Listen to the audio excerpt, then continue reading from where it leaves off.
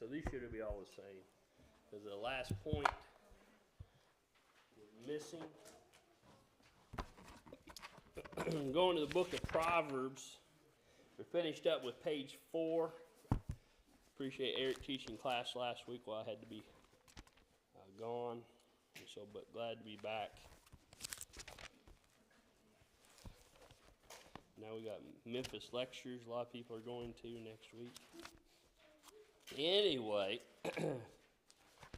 book of Proverbs. We're doing an introduction. I think we're going to be close, maybe done tonight, probably. And so, on your page 5, it has, this is just a little scale or map, diagram, kind of to show you, and it has where I found it. It popped up on the internet, and I saw it, and I thought it was handy, so I used it, shared it with you. The book of Proverbs broke into 3 main sections. The first section, verses 1 through 9, and you'll find other outlines like this one. And I'm not saying this is the best one, but this one I liked it, fit good, and so I used it. And chapters 1 through 9 is wise living.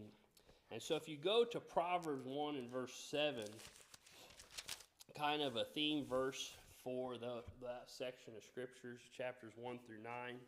See, the fear of the Lord is the beginning of knowledge, but fools despise wisdom and instruction. And I think we talked about that when we were talking about our responsibilities as Christians is not for us to, well, if we want wisdom, get wisdom. Our responsibility as Christians is to possess wisdom and to work to obtain that. And so we see Solomon being a godly man, that's something he pursued after was wisdom. And then you have chapters 10 through 31. You have wise living, the principles for wise living. And the verse here is Proverbs 15:33. Proverbs 15:33. If somebody wants to read that, feel free to when we call these verses out. Proverbs 15:33.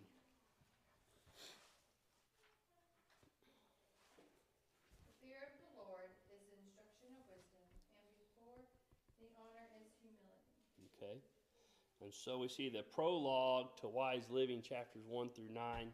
The principles to wise living is chapters 10 through 31. And then you have chapter 31. And this is really the application. And so I'm still working on the rest of the outline.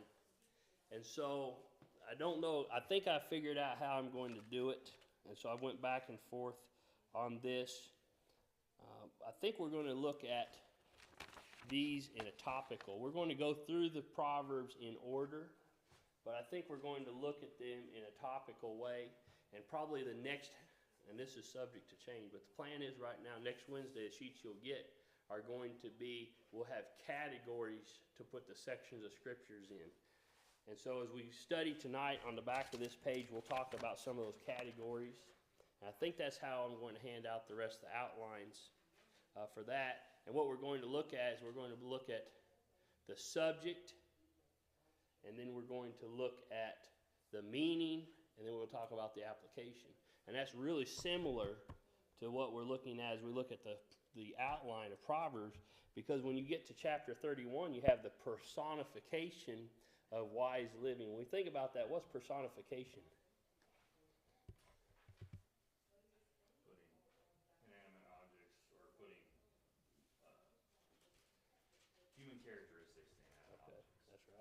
What we have is we have wisdom coming to life, right?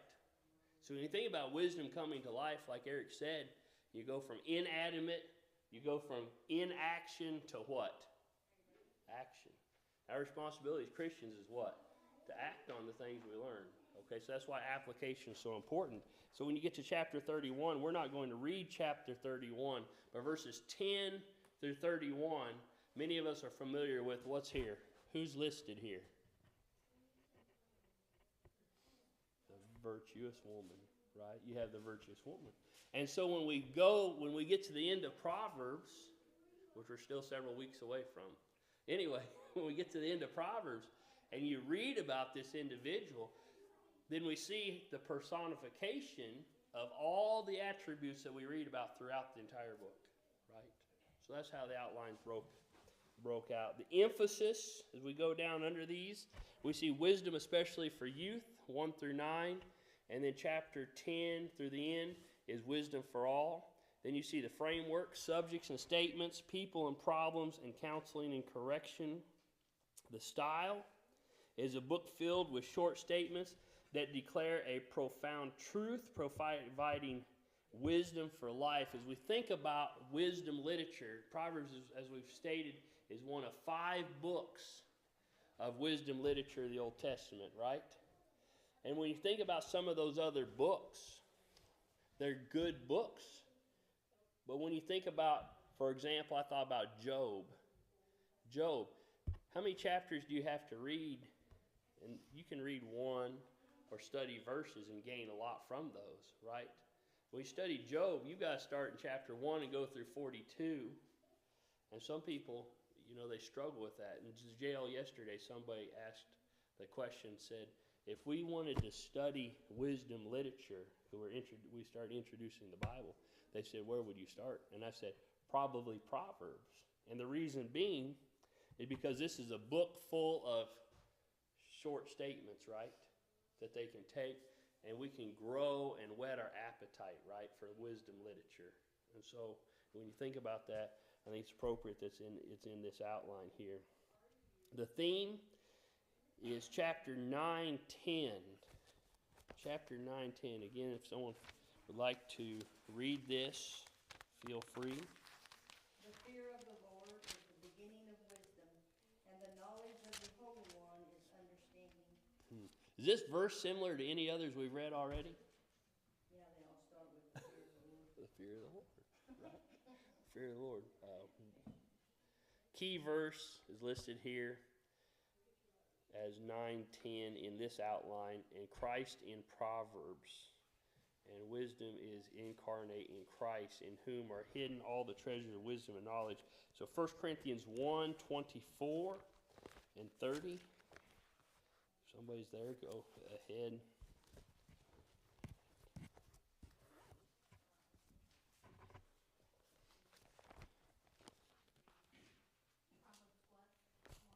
First Corinthians 1, 21, 24 and 30. But to those who are called both Jews and Greeks, Christ, the power of God and the wisdom of God. But of him you are in Christ Jesus, who became for us wisdom from God and righteousness and sanctification and glory. Okay, thank you. And so, Christ, we talk about personification of wise living or wisdom. Was Christ a personification of wisdom? You think about that. Did his life show wisdom? Absolutely. Colossians 2 in verse 3. Somebody's there?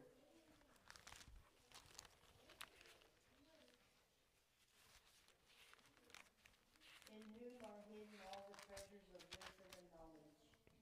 Okay. And who's that in? It's Christ. That's what verse 2 ends with. Now we move on. We're on page 5, overview of the book. We read Proverbs 9:10 already. We've read Proverbs 1 and verse 7 this evening. When we think about introduction and purpose of the book, I want to read the first 6 verses of Proverbs as we think about this. So I don't know if this is still introduction or technically we're in the book. But anyway, whichever makes you feel better about life. Okay. But Proverbs 1, we'll look at verses 1 through 6. It said, the proverb of Solomon, the son of David, king of Israel, to know wisdom and instruction, to perceive the words of understanding, to receive the instruction of wisdom, justice, judgment, and equity, to give prudence to the simple, to the young man knowledge and discretion. A wise man will hear and increase in learning. A man of understanding will attain wise counsel. To understand a proverb and an enigma, the words of the wise and their riddles. And then as we see verse 7, what we read this evening, or we read I believe 2 weeks ago. The fear of the Lord is the beginning of knowledge, but fools despise wisdom and instruction. And so we look at the first 6 verses here. And here we think about this. What's it mean to know? It's in your outline. You can cheat. Revelation of knowledge. Yeah, it's a revelation of knowledge, right? If we know something, what is it? What's the word revelation mean? The revealing of knowledge. Okay? And so you think about this, the proverb of Solomon, the son of David, king of Israel. Why did he write the book? To know what? To reveal it, right? He wanted it to be known. You know, we live in a world today of intellectual property. And that's how a lot of Americans have made their money in the near past, right? What's intellectual property? You come up with something. Yeah, you come up with a concept, an idea, a system, a design, and you claim ownership to that. And if anybody wants to use that, what do? You charge them. I heard somebody whisper, you charge them. And if they don't want to pay in America, what do? You sue them, right? You think about that. And here's Solomon, right? Is there any book, you think about of all the intellectual property there is in the world, is there much intellectual property better than the book of Proverbs? No. So when you think about this, it says to know wisdom and instruction. Solomon was writing this for who? Have you ever bought a book? What did you do? You bought the intellectual property for a price. Have you ever bought a plan? You know, several in this room, we went through Dave Ramsey together. What do we have to do Dave Ramsey? Purchase the book or the CD or the system, right? Intellectual property. This is free to who? Solomon wrote this, right, for all of us so that wisdom, knowledge could be revealed. It says to perceive. The idea of perception means to what? It means to understand. Have you ever seen something in the distance and you squint your eyes and you say, I don't know what that is? You're doing that right now? Poor guy. So why is this book so important? Because everybody's wisdom is at a different level. Why is this book so important? Yeah. So is it a book of, I don't know, how to live or? Okay, so we'll come back to page 5. Jump to the back of page 6. Sorry. See this list? We won't talk about it for a few more minutes. See that list? Those are different categories that are discussed regarding wisdom or things that we need for our life to make our lives better. And so you look at these lists of things. We're going to look at a few of these verses. We're going to leave these verses tonight. And then as we go in, that's what I'm talking about. We break the book up into different categories of wisdom. You know, whether it's a job-related, finance-related, family-related, marriage, children, all these different areas are talked about. Basically, it teaches us to handle everyday life. It's not the only book that does that, right? Well, no, But this is probably, the most comprehensive. most comprehensive. It seems like it's in the most easy to understand language too, because a lot of the other is pretty vague. Yeah. This one's kind of cut together. And you know those calendars, 365-day calendars? You open it every day. It's just something short. And every day you read that, whether, whatever it is, you say, boy, I want to remember that. That's great to know. That's the way the book of Proverbs is. Because every time you go back through, it's like that calendar. You ever look through one of those calendars a couple months or a couple years later? It's like, wow, I forgot that. The book of Proverbs, I feel like it's like that. It's something short and simple, but it's so applicable to our life. To perceive, talk about to understand. So it's the revealing of knowledge to perceive so we can understand. There's a lot of people confused in this world about a lot of different things, aren't there? I believe the book of Proverbs in a sense, decodes a lot of life's problems. How many problems would we have in the world today if people took the book of Proverbs and applied all the principles? It'd be hard to find a problem, wouldn't it? It would be. So to receive should be accept instead of accept. Sorry. Yes, you're right. No, it's not an exception. Thank you. Yes.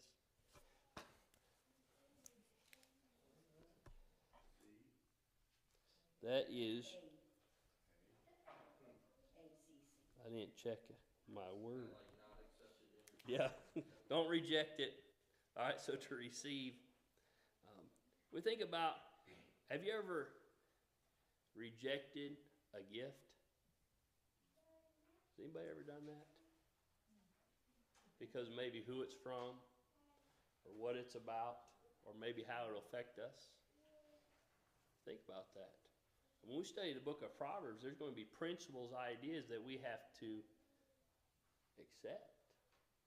If we reject them, there's going to be no blessings or benefit related to that, right? This would be a willing acceptance. I got that one right, Kathy. Of, and then we have what we read here in the verses. And I put the definitions because I think it's important for us to understand what they are. Justice and judgment. These are two words that are listed. And I don't know if I ever really sat down until in preparation for this and thought about the difference between justice and judgment. And so here, both of them are listed in verse 3. It says to receive instruction of wisdom, justice, judgment, and equity. These three words, the word justice means the right, means even. When we think about that, what do you mean by even?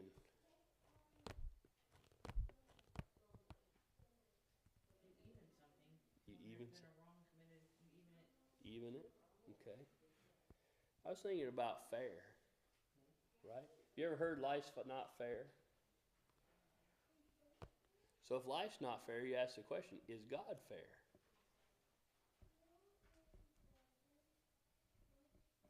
God is not unjust. God's not a, I didn't expect the answer. God's not evil, so he would be Yeah, he would evil be. in this world because it's not fair. Right? And so if we're striving to be godlike, when we think about justice, we're trying to make sure that everything's what? Even, right? And so the best way for us to be like that is for us to strive to have wisdom like who? Like God. Okay? So you have justice here. Also another word here is righteous. Think about that. Righteous. You ever heard the phrase righteous judgment? I know judgment's the next word, righteous. It's even, fair, appropriate, unbiased judgment. Okay? So we come to the next word, judgment. And this is the verdict, right? The verdict. In today's world, we don't like to reach a verdict, do we? Because when we reach a verdict, what does that mean sometimes? That we have decided that this is right and this is wrong. Now, you go back to the word justice and judgment.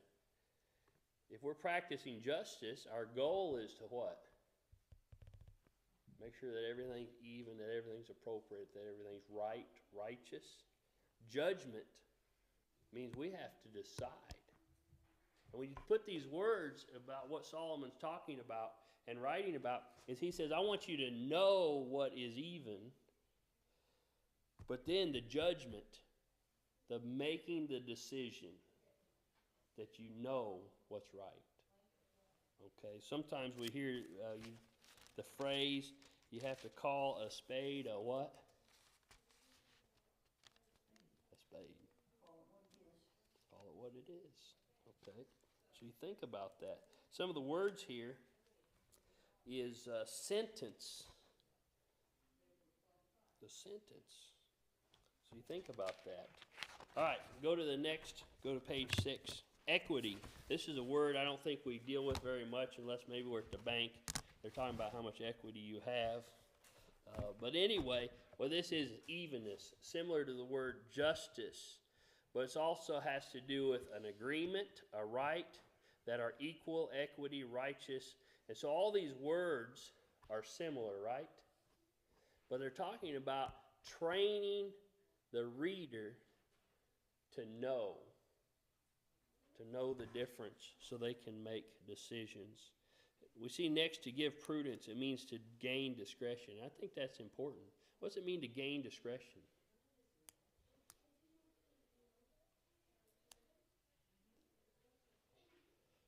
Go to Psalm 1, and let's look at the first verse here. I think this is an example. It's not in your outline, so you can write it in there yourself. But Psalm 1:1 says, "Blessed is the man who walks not in the counsel of the ungodly, nor stands in the path of sinners, nor sits in the seat of the scornful, but his delight is in the law of the Lord." And that's into verse 2. What do we see in verse 1 that he has? What does he practice? Discretion. How does he practice discretion? By not associating himself with people, places, and situations that will draw him in, right? When we think about discretion, the idea of discretion, there's some things, some situations in life that are amoral, right? They're neither right or wrong. But because of our discretion, we say, I can't be a part of that because I don't know where it might what? Yeah, lead, right? That's what discretion is. You think about how many people in our world don't practice discretion. Most people, right? And when you sit down and visit with someone and they say, I don't know how I got into this mess, or maybe we found ourselves in the same position, what do we go back to? We probably didn't have what? Discretion. Something that started out being innocent, what? Turned into something else. Yeah, drew us in. So discretion. To give prudence. And next, E, it says to the young, those immature in years. Why is it so important that the young people learn these things? Does that mean it's not for us? I'd like to think I'm still a young person. But anyway, if we plan a youth rally, what's one of the topics that normally gets thrown in? Peer pressure, right? Discretion for young people, but it's for us too. It goes on, it says, verse F, to a wise man equals those who will hear. And those principles we'll see throughout the book. A wise man is those who will hear. It means to understand in verse 6. Proverbs 1, verse 6, it says to understand a proverb, an enigma. You think about that, and we looked at understanding. It means to comprehend, right? The word proverb here I have listed again. It's a pithy maxim. You use that word a lot. One of the phrases I've got memorized, and you don't write your lesson around what you already believe or think, right? But what I've got ingrained in my head, and I don't know where it came from, is a proverb is a short, pithy sentence that teaches or generally teaches a moral truth, right? And I couldn't find that exact definition, but when I study different definitions, what do we understand? But that's inaccurate, right? That's accurate. So you look at that. An enigma means an interpretation. You think about that. Interpretation. Riddles means a hard question. Were there any riddles in the Bible? Well, the Pharisees tried to pose some to Jesus. Tried to pose some to Jesus. Yeah, there's different riddles in the Bible. And they're there so that people had to take the mental anguish to discover the meaning of the truth, right? And so if we read through Proverbs, I'll tell you, there's some of these verses that I say, boy, that's hard. But you say, wait, Proverbs is supposed to be simple. Why is it so hard?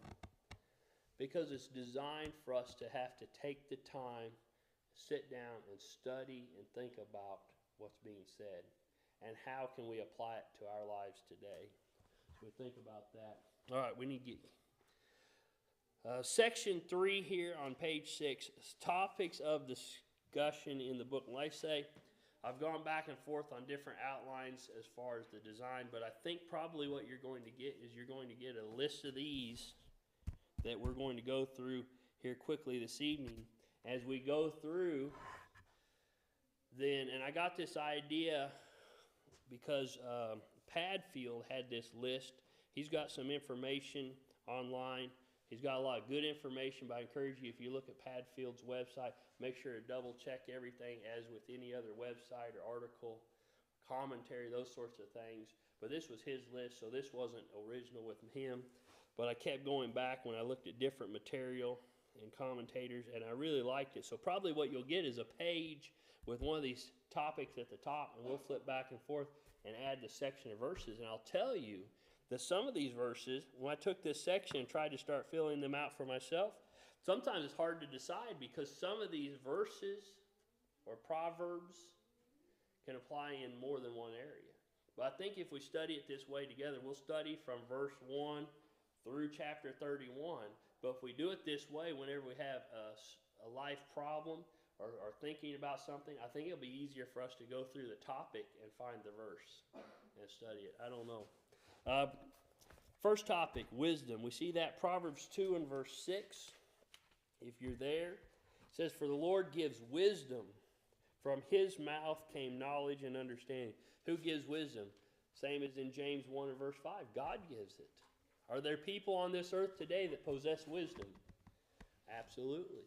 Are there people we read about in the Bible that were full of wisdom? Absolutely. Where did it come from?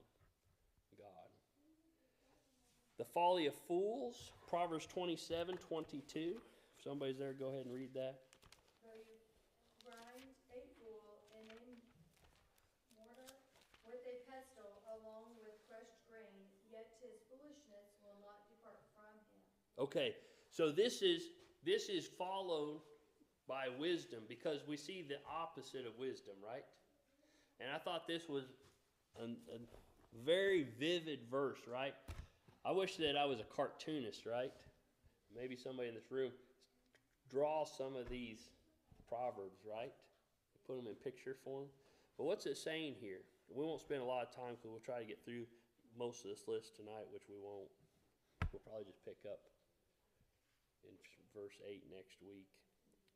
What's it saying here? Though you grind a fool in a mortar with a pestle. What's a mortar and a pestle? That's where I started to have trouble right there. Yeah, it's like something the old pharmacists would use, right? And grind things up.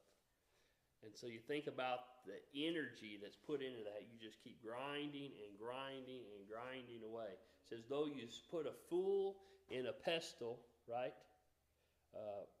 And you grinding, what happens? What's the result?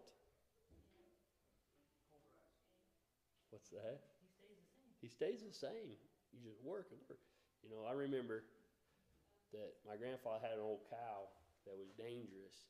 And after years and years and years and a broken leg and everything else, my grandfather kept saying, she makes just such good calves.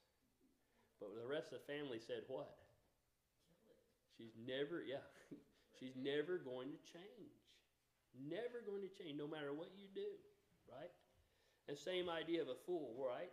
You grind and grind. When are they going to change?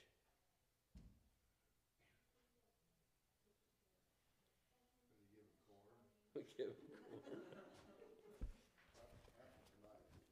It happened tonight with you. Here's the thing. I think the principle we see throughout the Proverbs is, whose choice is it whether you're a wise man or a fool? Yours. It's yours. They're not going to change until what? Until they don't have a choice, or until they decide to change, right? And so they're just going to go through life in a very difficult manner, and no matter what we do, does that mean we can't try to influence them, encourage them? No, but I think we see the principle. There's some people that we just got to leave alone. Because until they decide to change, we're not going to do any good for them. All right, Spent too much time on that verse. The human heart, here's some categories, and we're just going to read these. Pride, anger, broken spirit, hatred, self-control. And then you look at the nature of God under H. And again, we think about the nature of God. Somebody in 21:3, if so, go ahead and read that.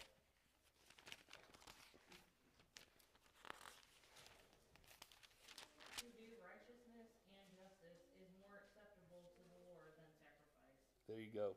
What's God want out of us? Righteousness, right? And you think about that, who does that benefit? You know, we worship God, we praise God, we honor God, but how much does that really benefit Him? When we do what's right, who's it benefit? Us, right? And we look at the nature of God, and I think that most of Proverbs we could write under this category as far as one attribute or another.